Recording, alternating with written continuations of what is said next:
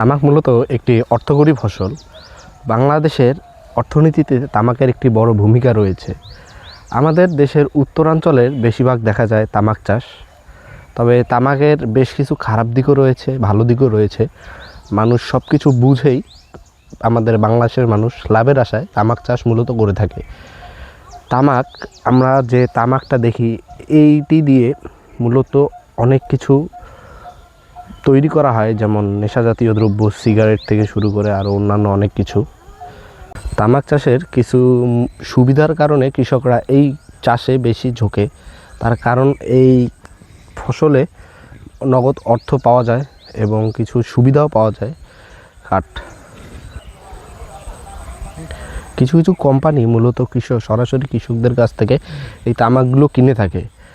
তামাক চাষে যেমন পরিশ্রম রয়েছে, তেমন লাভের অঙ্কটাও বড়।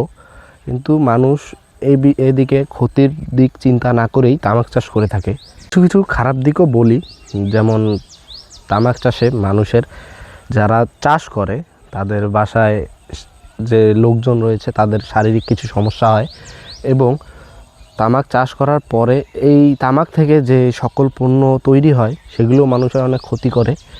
মূলত বাংলাদেশ সরকার এই তামাক চাষ কমাতে অনেকগুলো উদ্যোগ নিয়েছে।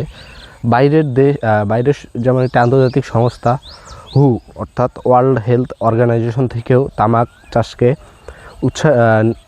উৎসাহিত দিচ্ছে না, কারণ তামাক মানুষের অনেক ক্ষতি করে। তামাক যেমন মানুষের ক্ষতি করে, তেমন একটা যে জমিতে তামাক চাষ করা হয় সেই জমিরও ক্ষতি করে। মাটির উর্বরতা কমায়, পরবর্তীতে যে কোনো ফসল রোপণ করতে গেলে অনেক সমস্যার সম্মুখীন হয়। কিন্তু কৃষক, যেহেতু লাভের ব্যাপার, নগদ অর্থের ব্যাপার, তাই মূলত মানুষ এই তামাক চাষে উদ্বুদ্ধ হয়।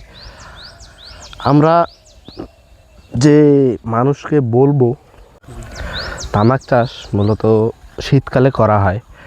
শীতকালে যেমন ভুট্টার পাশাপাশি তামাক চাষ করা হয় এবং অন্যান্য আরও অনেক শাকসবজি চাষ করা হয়।